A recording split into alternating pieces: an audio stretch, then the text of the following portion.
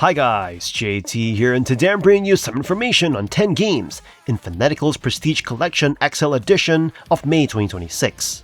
To help me answer the question, should you buy it? By using the links in the description below, you'll gain access to this bundle and support the channel in the process. Before I begin, I'd like to thank you the viewers for watching my videos. I hope they're helpful. Most importantly, knowing that you're watching it means the world. Anyway, let's get into this. And number 1 we have Eiyuden Chronicle, 100 Heroes, a turn-based RPG that channels the heart and ambition of classic 90s adventures, especially Suikoden, while delivering its own sprawling and heartfelt tale. You step into the shoes of Noah, a young leader swept into a war against an empire. But this is not just his story. It is a true ensemble epic. Over 100 unique characters can join your cause, from magical girls to talking capybaras, each adding flavor to your growing alliance.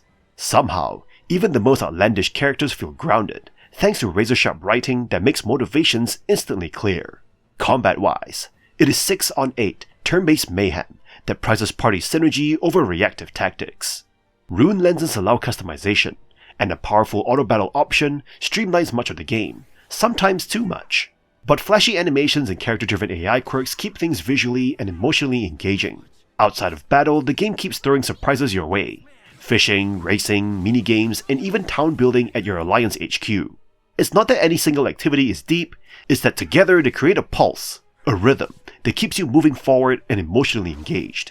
Visually, it is a love letter to HD 2D style, mixing pixel art with modern lighting, though it stumbles slightly with performance in busy areas.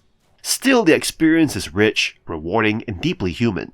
Eiyuden Chronicle 100 Heroes does not reinvent the genre, but it doesn't need to. It's a celebration of everything you love about RPGs.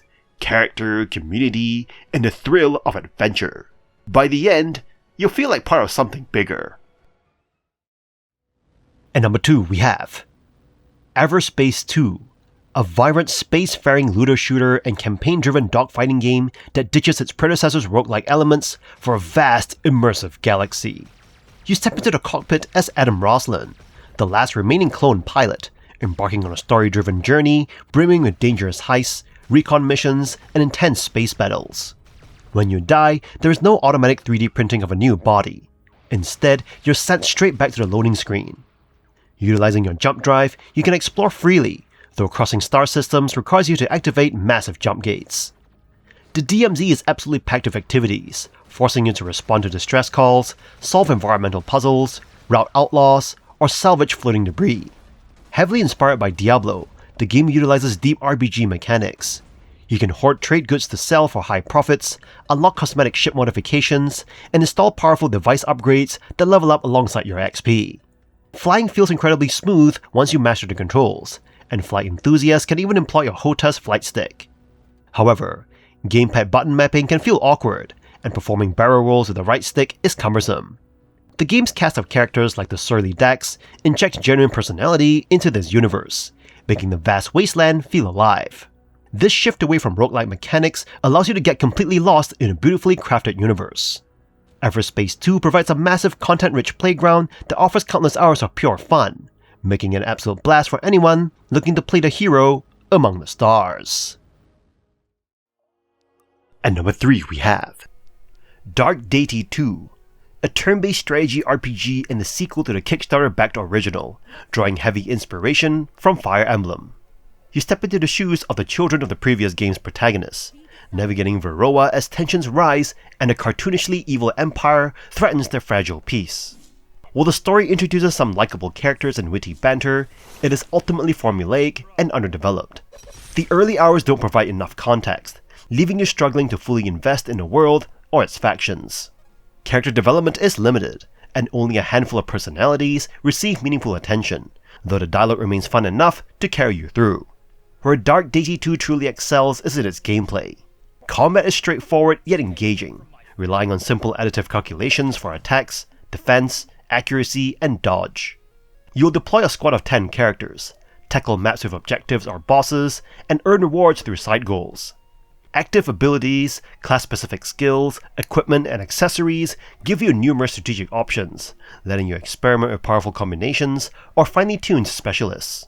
Difficulty is highly customizable, with optional turn limits and a randomizer that encourage replayability, though the reliance on turn limits as a core difficulty driver can feel artificial. Presentation is a mixed bag. Character portraits sometimes miss the mark, but the sprite animations capture the GBA Airfire emblem aesthetic perfectly. Map design can be sparse, yet the music is exceptional, seamlessly enhancing combat and player phases. Dark Deity 2 is a significant improvement over its predecessor. The story and visuals stumble, but the refined combat, strategic depth, and replay value make it a solid choice for fans of tactical RPGs.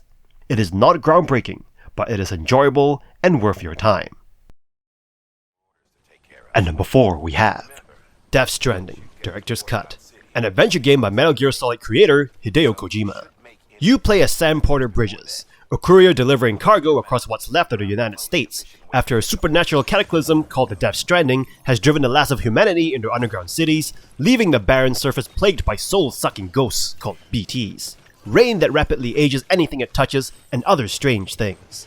The game is essentially a feature-length fetch quest, but the environment and the many challenges it throws at you makes the trip worth enduring. Death Stranding is secretly a brilliant hiking and mountaineering simulator, and every piece of rough terrain you encounter is a puzzle to be solved. The majority of your time in Death Stranding is spent out in the open, plodding slowly from one place to another. As you trek across a continent, you see enormous cascading waterfalls, snowy mountains, steam-spewing volcanic fissures, raging rivers, dense forests, and wide grassy plains, and it all looks and sounds stunning.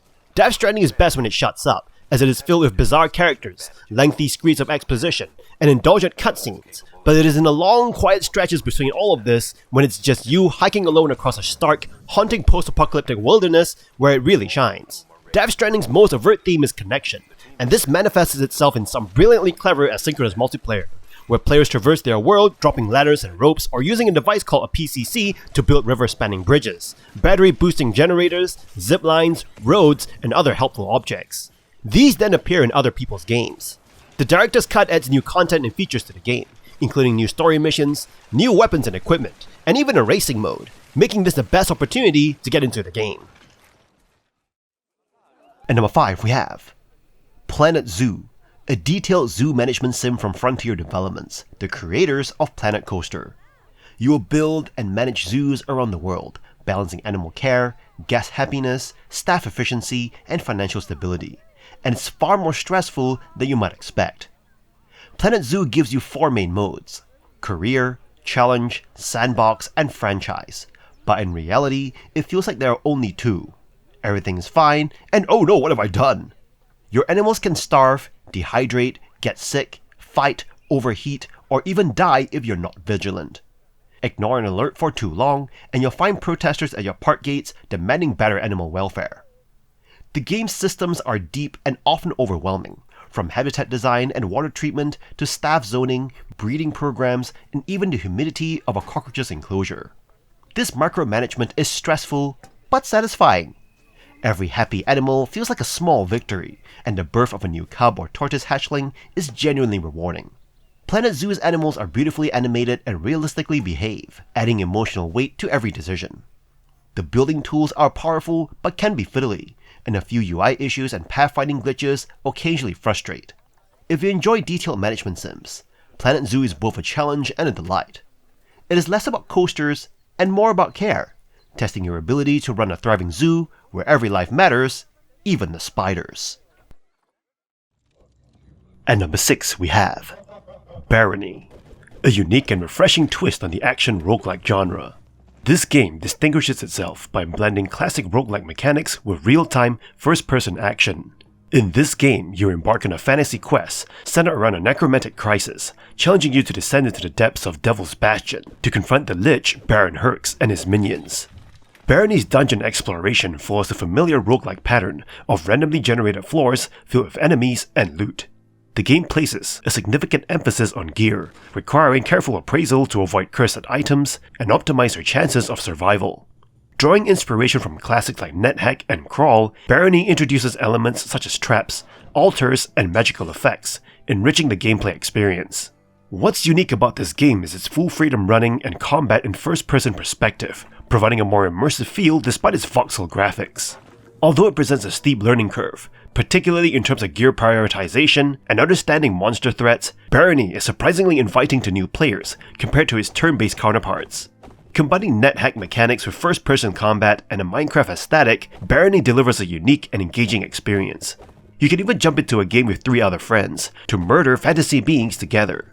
Ongoing development and recent DLC additions further highlight the game's commitment to staying relevant and expanding its content. For those seeking a novel take on traditional roguelike mechanics, Barony offers a surprisingly enjoyable and challenging adventure. At number 7 we have Cat Quest 3, a light-hearted action RPG where you set sail as an adventurous feline in search of the legendary Northern Star. Set in the whimsical and pun-filled Caribbean, you'll fight pirates, dodge spike traps, and uncover treasure-packed islands as you balance sword slashes, gunfire, and magic spells to stay alive.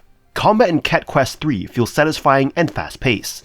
You'll mix melee attacks with ranged gunplay, all while switching between powerful spells like lightning bolts and healing magic.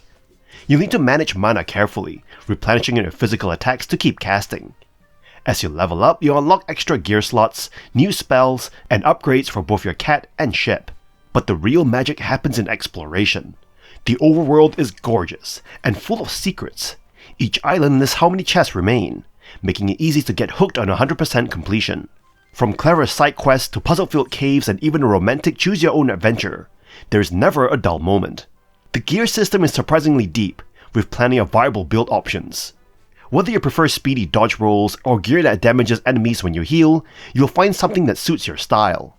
Ship combat can be a bit clunky, and forgetting to save regularly at parrots may cost you progress. But these are minor hiccups in an otherwise stellar game. If you're craving an adorable yet engaging RPG full of charm, variety, and more cat puns than legally allowed, Cat Quest 3 is pure perfection. At number 8 we have Mortal Sin, a melee-focused action roguelite that throws you into a grungy, unpredictable world of dungeon-crawling chaos. You start each run from a crumbling chapel, heading into randomized gauntlets filled with demonic creatures and brutal traps. The heart of the game is its thrilling combat system, where you'll slash, kick, and dismember enemies with satisfying melee weapons like swords, halberds, and axes. You can string simple combos together, kick monsters into traps, and use a dash bash to stay mobile while slicing through crowds. The world itself becomes a weapon, reminding you of games like Dark Messiah of Might and Magic, as you cleverly lure enemies into deadly traps. Loot is fast and simple, no clunky inventory management, and you'll upgrade your skills every few floors, building powerful synergies between gear and abilities. However, you'll always need to manage your weapon and armor durability carefully, as once they break, they're gone for good. While Mortal Sin offers brilliant moment-to-moment combat, you might find its roguelike elements a little undercooked. Progression between runs feels limited, unless you stay in the game without exiting, and you can't save during dungeon crawls. Still, the focused gameplay loop, stark visual style, and constant tension keep you hooked. Literal jump scares and sudden traps add to the relentless atmosphere. Mortal Sin may not be the most refined roguelike, but when it comes to exhilarating, heart-pounding melee action, it more than delivers. If you love frantic combat and a bit of chaos, this is one ghost train worth boarding. At number 9 we have MULLET MADJACK, an ultra-fast single-player FPS that plunges you into a hyper-stylized world inspired by 80s and 90s OVA anime. You take the role of Jack, a moderator tasked with rescuing a kidnapped influencer princess from a tower filled with murderous robot billionaires. The core hook is your literal deadline. You have only 10 seconds to live. Your life force functions as a countdown timer, and the only way to keep your heart beating is to slaughter robots to secure a dopamine hit for your demanding audience. The gameplay loop is a masterful blend of boomer shooter speed and roguelike progression. Every kill adds precious seconds back to your clock, but you're encouraged to be creative. Kicking enemies into industrial fans or shooting them in the head grants more time than a standard kill, pushing you into a glorious violent flow state. Between randomized floors, you choose from various upgrades, ranging from elemental katanas and railguns to bizarre perks like nutshot bonuses or slow motion death saves, ensuring no two runs feel identical. Visually, the game is a vibrant explosion of vaporwave aesthetics and high-octane gore. While the boss fights occasionally lack the frantic tension of the main floors by removing the timer, the sheer style and responsiveness of the combat more than compensate. It is a loud, unapologetic, and addictive experience that captures the just one more run feeling perfectly. If you enjoy breakneck action and retro aesthetics, this is a masterpiece of kinetic energy. At number 10 we have Yakuza Like a Dragon. In Yakuza Like a Dragon, Sega takes the beloved beat-em-up series and gives it a fresh JRPG twist, resulting in an unexpectedly fantastic gaming experience. This title delivers on its promise, offering a seamless blend of fast-paced, turn-based combat and a captivating narrative. Set in the fictional city of Isezaki Ichijo, Yakuza Like a Dragon lets you explore a vibrant virtual Japan teeming with authentic details. From classic arcade games to bustling cafes and hostess clubs, the city is a joy to navigate, with every corner offering something new to discover. Despite a few clunky character animations, the game's graphics are stunning, showcasing meticulous attention to detail.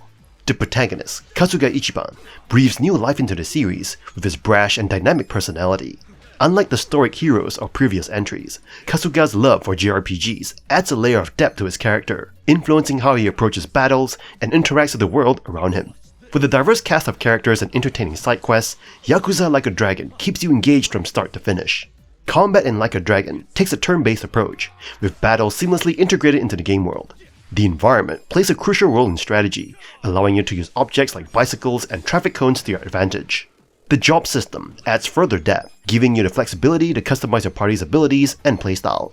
Yakuza Like a Dragon is a triumph, offering a fresh take on a series that will appeal to both longtime fans and newcomers alike. If you're craving an unforgettable RPG experience with a unique twist, look no further than this game. Trust me, you won't be disappointed. And that's all for this bundle. This bundle is an absolute boss battle of a bundle, serving up legendary titles like Death Stranding and Yakuza Like a Dragon. While the pricing tiers might inflict some sticker shock on casuals, the pure value here is a total critical hit for your backlog. Most of these bangers are fully Steam Deck verified, making it an essential loot drop. Smash that buy button, lock in your squad, and level up your library before keys sell out. In any case, I hope you enjoyed today's video, and if this video was helpful, feel free to leave a like and subscribe, and maybe consider buying the channel a coffee. From the bottom of my heart, thank you for watching, and I'll see you guys in the next video.